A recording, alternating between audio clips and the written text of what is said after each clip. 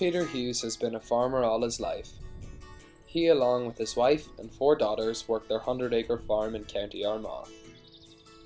Peter is a livestock farmer and specialises in sheep.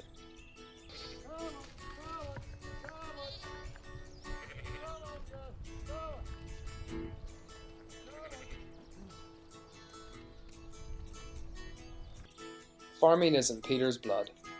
He inherited the farm from his father, who was a farmer, as was his father before him.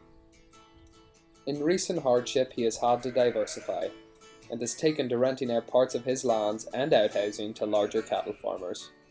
His daughters have had to help on the farm from a young age, and know too well the price Peter pays for his profession. But when spring rolls around, it's all worth it. We asked Peter about the industry in which he works. I'd say it was about 2000.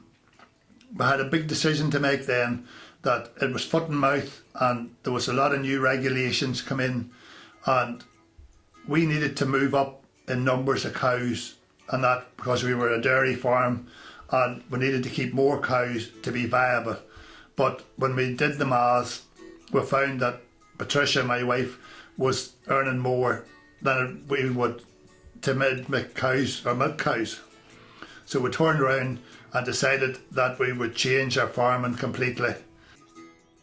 The move from cattle to sheep made for a less lucrative business, forcing Peter to take a back seat. At the minute, it's not viable. We have diversified in a few different areas. We have joined the single farm, we've joined the countryside management, which pays us not to reseed ground, improve our fences, plant hedges, and it leaves us then that we're sort of static. Peter loves his job no matter the cost. It's all he's ever known. He's dedicated his life to the industry, but are the failings in it only affecting him? After hearing how his business has changed so dramatically, we wondered how this has affected his family and private life. Peter has been married for 23 years and is the father of 4 teenage girls. We asked him how he feels farming has affected his family. I was at home with the girls, had more time, to be with my own family. I wasn't working 24 hours a day.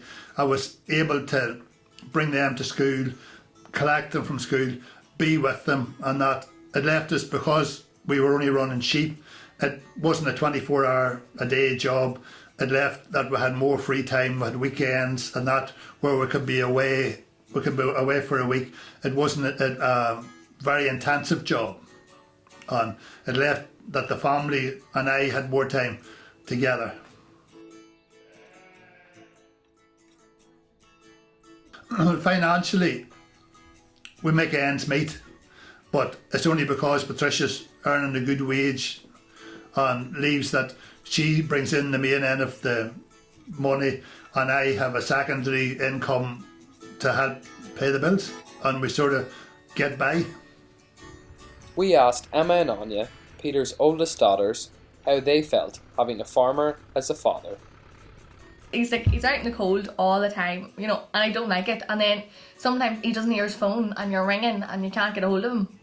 And he's down there at the canal with the fucking chainsaw, and you're like, Dad, we have to go. Him can't hear you.